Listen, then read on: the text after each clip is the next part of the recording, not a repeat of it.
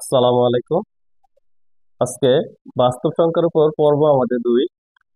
এর আগে প্রথম পর্বটা বেসিক নিয়ে আলোচনা করা হয়েছে। আজকে আমরা দ্বিতীয় পর্বে উদাহরণ 1, 2, 3, 4, 5 এবং 6 নিয়ে আলোচনা করব। তো উদাহরণ 1 দেখি। উদাহরণ 1-এ বলা আছে √3 এবং 4 এর মধ্যে দুইটি অমূলদ সংখ্যা নির্ণয় করো। তো অমূলদ সংখ্যা কি সেটা আমি প্রথম পর্বে বলেছি, যে সংখ্যাকে p/q আকারে প্রকাশ করা যায় না এবং পুনরাবৃত্ত হয় না, সেটা হচ্ছে কি অমূলদ সংখ্যা। যেমন √3 কে আমরা যদি লিখি তাহলে লেখা যায় 1.732050, আরো অসংখ্য আছে, ঠিক আছে।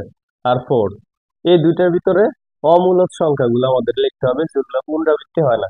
যেমন √3 এবং 4 থেকে কি হতে হবে, √3 এটা থেকে বড় এবং 4 থেকে ছোট, তাহলে তো এই দুইটার মাঝখানে হবে, ঠিক আছে। তাহলে আমরা লিখতে পারি 2.10001000140, এইভাবে কি অসংখ্য লিখতে পারি, যেটা কি পুনরাবৃত্ত হয় না। 1 এর পর 00 আসছে, 000 আসছে, 4টা 0 আসছে, এভাবে কি আসতে থাকবে, যেটাকে আমরা কি পৌনঃপুনিক আকারে লিখতে পারবো না। এটা হচ্ছে একটা। আরেকটা আমরা লিখতে পারি কি 3.2002000240, ঠিক আছে। এরকম অসংখ্য অমূলদ সংখ্যা লেখা যাবে। তো যে আমাদেরকে দুইটা বলছে, আমরা দুইটাই লিখছি, এই দুইটা লিখে দিলে হবে। তোমরা চাইলে অন্য কোনো লিখতে পারো, কোনো সমস্যা নেই। আচ্ছা, এরপরে উদাহরণ 2 নম্বর দেখো।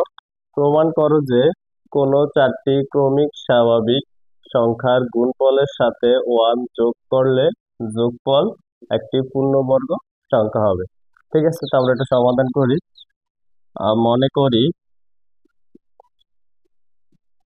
মনে করি চারটি ক্রমিক স্বাভাবিক সংখ্যা, চারটি ক্রমিক স্বাভাবিক সংখ্যা x, x+1, x+2, x+3, এই চারটা কি আমরা সংখ্যা চারটা ধরে নিছি, x, x+1, x+2, x+3। এখন এগুলা কি করতে হবে, এই চারটা ক্রমিক স্বাভাবিক সংখ্যার গুণফলের সাথে এক যোগ করতে হবে। আমরা লিখি x into x+1, x+2, x+3 plus 1। এখন হিসাবের সুবিধার্থে আমরা জাস্ট x ইন্টু x+3টাকে একটু আগে লিখছি, তারপর লিখবো x+1, x+2 প্লাস 1। এখন দেখো আমরা এখন গুণ করবো, x আর x এর গুণ করলে x² প্লাস 3x, এই x আর x এর গুণ করলে হবে x² প্লাস 2x, আবার x আর 1 এ গুণ করলে হবে x প্লাস 2 প্লাস 1, ঠিক আছে। এখন আমরা লিখতে পারি x² plus 3x, x² plus 2টা x, একটা x, 3টা x প্লাস 2 প্লাস 1, ওকে। এরপরে আমরা এই x² প্লাস 3x এখানেও আছে, x² প্লাস 3x এখানেও আছে, এটাকে আমরা a ধরে নিই, তাহলে হয় a into a plus 2 plus 1।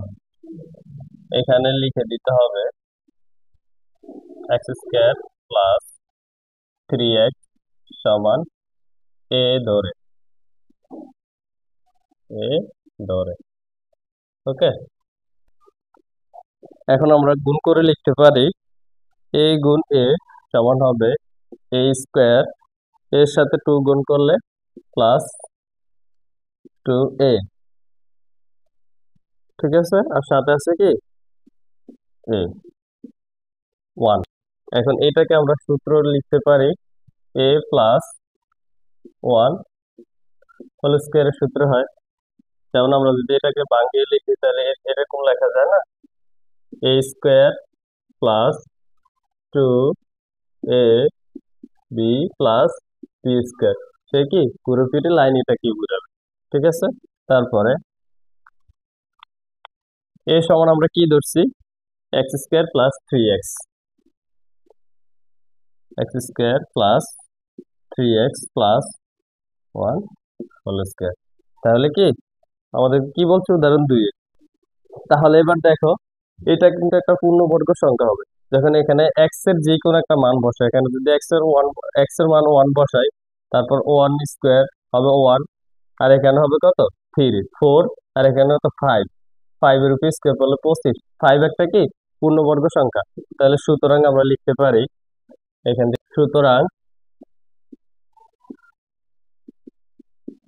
4টি ক্রমিক স্বাভাবিক সংখ্যার গুণফলের সাথে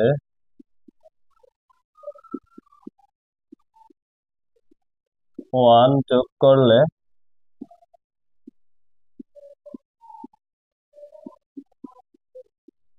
সেটি একটি পূর্ণবর্গ সংখ্যা হবে, ঠিক আছে। এরপর উদাহরণ 3 নাম্বার দেখো। এর আগে উদাহরণ 1 2 করছি, এবং উদাহরণ 3। উদাহরণ 3-এ বলা আছে 3/11 ও 95/37 কে দশমিক ভগ্নাংশে প্রকাশ করো, ঠিক আছে। আমরা এটা করি। এখানে 3 ভাগ কত 11, তো 3 কি 11 দ্বারা ভাগ করা যায়? যায় না। তো আমরা কি করবো, এখানে একটা শূন্য দিয়ে দশমিক দিয়ে এখানে একটা শূন্য দিব। এবার কি 30 কে 11 দ্বারা ভাগ করা যাবে। তো 30 11 ভিতরে ভাগ করলে কয়বার যাবে? 2বার যাবে। 11 দুগুণে 22, বিয়োগ করলে কত থাকবে? 8 থাকবে। এখন এখানে যেহেতু আমরা দশমিক দিয়েছি, এখানে আরো শূন্য আমরা চাইলে নিতে পারবো। তো এবার 80, এই 11 80 ভিতরে কয়বার যাবে? 7বার যাবে। 7 11 কত 77, বিয়োগ করলে কত 3। আবার আমরা একটা শূন্য নিব। এই 11 30-এর ভিতরে কয়বার যায়? এর আগে দেখছি আমরা 2বার যাবে। তো কত হবে? 22, বিয়োগ করলে কত 8, ঠিক আছে। তা আবার এই 11 এখানে 80-এর ভিতরে কয়বার যাবে? 11 80-এর ভিতরে কয়বার? আবারও 7বার যাবে, ঠিক আছে। বিয়োগ করলে কি 3 থাকছে। এভাবে আমরা যতবার করব এখানে 27 27 আসতেই থাকবো, ঠিক আছে। তো আমরা এটাকে লিখতে পারি এভাবে 0.27, তার উপরে পৌনঃপুনিক, ঠিক আছে। এটারে বলে কি পৌনঃপুনিক। জাস্ট একটা ডট দিয়ে দিবা, আমি একটু বড় করে দিচ্ছি। এটা কি, এটাই হচ্ছে কি 11/3 আনসার। এরপরে আমরা করব 35/37। 95 ভাগ কত 37, 37 95-এর ভিতরে কয়বার যাবে? 2বার যাবে। 37 দুগুণে কত হবে? 74, বিয়োগ করলে থাকে কত? 21। এখানে আমরা একটা দশমিক দিয়ে এখানে একটা শূন্য নিতে পারি। ক্যালকুলেটরটা নেই আমি। এই 210-এর ভিতরে 37 কয়বার যাবে? দেখো, যদি আমরা 5বার দেই তাহলে কত হয়? 185 হয়। 5 37-এ কত? 185, ঠিক আছে। এটা বিয়োগ করলে থাকে কত? 5 2 25 থাকে, ঠিক আছে। দশমিক যেহেতু দিছি, আমরা আর একটা শূন্য নিব। এবার 37 250-এর ভিতরে কয়বার যায়? 6বার যায়। 6বার গেলে কত হয়?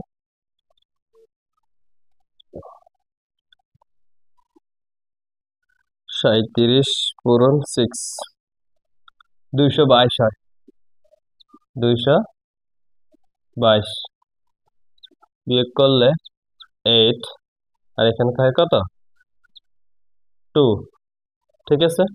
এরপরে আমরা আরেকটা শূন্য নিব। এবার 37 কতবার আসতেছে? আমরা দেখি 280-র ভিতরে, এই 280-র ভিতরে 37 কয়বার যায়? 7 বার যাবে। 7 গুণ 37, 259। বিয়োগ করলে কত থাকবে? 21। ঠিক আছে, আবার কি প্রথমস্ত আসতেছে, এখানে আবার আমরা শূন্য নিতে পারি। আবার 210 হলে আবার 5 বার যাবে। এভাবে কি এরকম করে আসতে থাকবে, 5 6 7 এরকম করে বারবার আসতেই থাকবে। ঠিক আছে, তো আমি আর সেটা দেখালাম না। তাহলে এটার উত্তরে আমরা কি লিখতে পারি? 2.567, এই দুইটার উপরে পৌনঃপুনিক দিয়ে দিব আমরা। ঠিক আছে, এই দুইটার উপরে পৌনঃপুনিক দিলে এ হচ্ছে কি আমাদের 3 উদাহরণ অঙ্ক। ঠিক আছে, তো এবার দেখো উদাহরণ 4। উদাহরণ 4-এ বলা আছে 0.3 তার উপর পৌনঃপুনিক 0.24, দুইটার উপরে কি পৌনঃপুনিক, এবং 42.3478, এখানে 78 এর উপর কি পৌনঃপুনিক রয়েছে, একে সাধারণ ভগ্নাংশে প্রকাশ করা। ওকে, তো আমরা করতেছি। প্রথমে এটা কিভাবে করে দেখো, 0.3 তার উপর কি পৌনঃপুনিক, তো এটাকে প্রথমে এইভাবে একটা দাগ দিবা।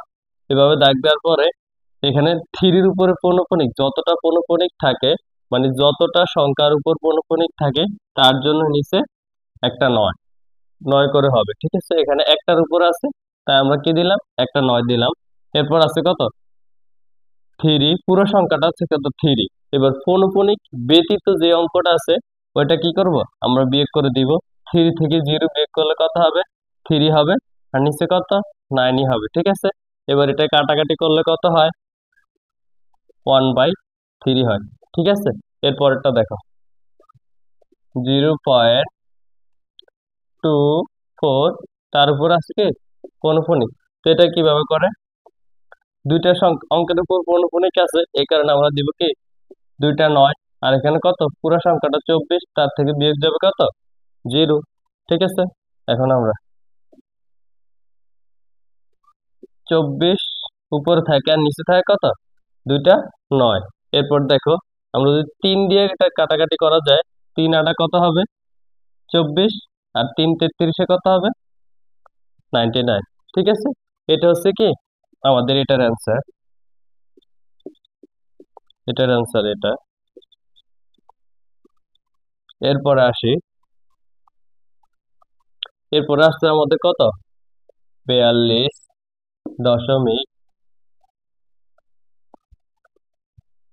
বাংলা ইংলিশ লিখতেছি, 42.3478। ঠিক আছে, তো আমরা প্রথমে পুরো সংখ্যাটা লিখে ফেলব। পুরো সংখ্যাটা হচ্ছে কত? 42.3478। এবার কি করব? পৌনঃপুনিক ব্যতীত যা আছে ওইটা কি করব?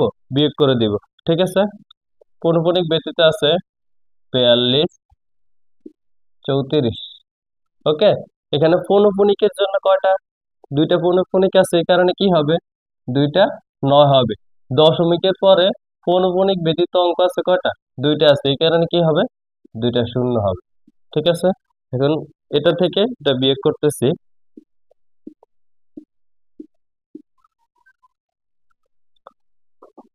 42.3478 বিয়োগ 42.34, 4141, 92, 44। এটাকে ভাগ দিব কত দিয়ে? 9900। আসবে কত? 42 সমস্ত 3.444, আর নিচে আমাদের কত? 9900। এটা হচ্ছে কি এটার আমাদের অ্যান্সার। ওকে, এই হচ্ছে আমাদের উদাহরণ 4-এর সাধারণ ভগ্নাংশ প্রকাশ। এরপর উদাহরণ 5 নাম্বার সমাধান করব। উদাহরণ 5-এ বলা আছে 5.234574 এবং 7 এর উপর কি পৌনঃপুনিক আছে কে সাধারণ ভগ্নাংশে প্রকাশ করা। তো এটা আগের উদাহরণ 3-4-এর মতোই। তো আমরা করতেছি, দেখো প্রথমে যেটা আছে পুরো সংখ্যাটা আমরা পৌনঃপুনিক বাদে লিখে ফেলবো। 5 2 3 4 5 7, ঠিক আছে। এবার কি করব, পৌনঃপুনিক ব্যতীত যে অঙ্কগুলা ওগুলা বিয়োগ করবো। পৌনঃপুনিক ব্যতীত আছে কত, 523 523। এইবার এখানে পৌনঃপুনিক দুইটা সংখ্যা অঙ্কের উপর আছে, ঠিক আছে, দুইটার উপর থাকা মাঝখানেটার উপরে নাই। মাঝখানেটার উপর না থাকা মানে এটা তিনটার উপরে বুঝাবে, ঠিক আছে। এটার দ্বারা বুঝে কি এটার উপরেও আছে, এখানে দুইটার উপরে দেওয়া মানে মাঝখানেটাও আছে। এখানে মোট পৌনঃপুনিক কয়টা, তিনটা অঙ্কের উপর আছে। তো তিনটা অঙ্কের জন্য আমরা কি লিখবো, 3টা 9, ঠিক আছে। আর এই যে দশমিকের পরে পৌনঃপুনিক ব্যতীত কয়টা অঙ্ক আছে, দুইটা অঙ্ক আছে। দুইটা অঙ্কের জন্য দুইটা 0। এখন আমরা এটা থেকে এটা বিয়োগ করব, বিয়োগ করলে আসে কত, 5 2 2 9 3 4, ওকে। নিচে হচ্ছে কত, 9 9 0 0। এখন এটাকে আমরা 2 দ্বারা ভাগ করব। 5 2 2 9 3 4 ভাগ 2 আসে কত, 2 6 1 4 6 7। নিচেরটাকেও 2 দ্বারা ভাগ, 9 9 9 0 0 ভাগ 2 আসে কত, 4 9 9 5 0। এটাকে যদি আমরা ক্যালকুলেটরে দেই, ভাগ করি, আমাদের আসবে 5 5 সমস্ত 4 9 9 5 0 1 1 7 1 1 7। এটাই হচ্ছে কি আমাদের সাধারণ ভগ্নাংশে প্রকাশ, ওকে। এবার উদাহরণ 6 দেখো। উদাহরণ 6 বলা আছে কি 45.2346 আর 6 এর উপর পৌনঃপুনিক, মানে এই তিনটার উপর কি পৌনঃপুনিক আছে কে সাধারণ ভগ্নাংশে প্রকাশ করো। এটা সেম উদাহরণ 5-এর মতোই, ঠিক আছে। তো আমরা করি, প্রথমে পুরো সংখ্যাটা লিখে ফেলবো, 4 5 2 3 4 6, ঠিক আছে। এবার পৌনঃপুনিক ব্যতীত যেটা আছে ওটা বিয়োগ করে দিব। পৌনঃপুনিক ব্যতীত আছে কি 4 5 2 4 5 4 5 2। এবার কি করবো আমরা, পৌনঃপুনিকের উপর কয়টা সংখ্যার উপর পৌনঃপুনিক আছে, তিনটা সংখ্যার উপর পৌনঃপুনিক আছে, তার জন্য 3টা 9। দশমিকের পরে পৌনঃপুনিক ব্যতীত অঙ্ক আছে কয়টা, একটা, তার জন্য একটা 0, ঠিক আছে। তো এটা থেকে এটা বিয়োগ করলে কত আসে, 45 23 46 বিয়োগ 452 আসে কত, 45 18 94। নিচে আসছে কত, 9 9 9 0। এটাকে 2 দ্বারা ভাগ করলে আসে ভাগ 2 22 59 47। আর নিচেরটাকে 2 দ্বারা ভাগ করলে আসবে কত, 999 0 ভাগ 2 4995, ঠিক আছে। এরপর আমরা এই পাশে করি, এই নিচের এটা দ্বারা উপরেটাকে ভাগ করলে আসে 45 সমস্ত 117249995। এটাই হচ্ছে কি সাধারণ ভগ্নাংশ আমাদের, ঠিক আছে।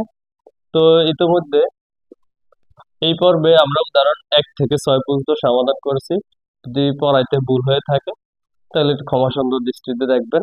ধন্যবাদ সবাইকে। আসসালামু আলাইকুম।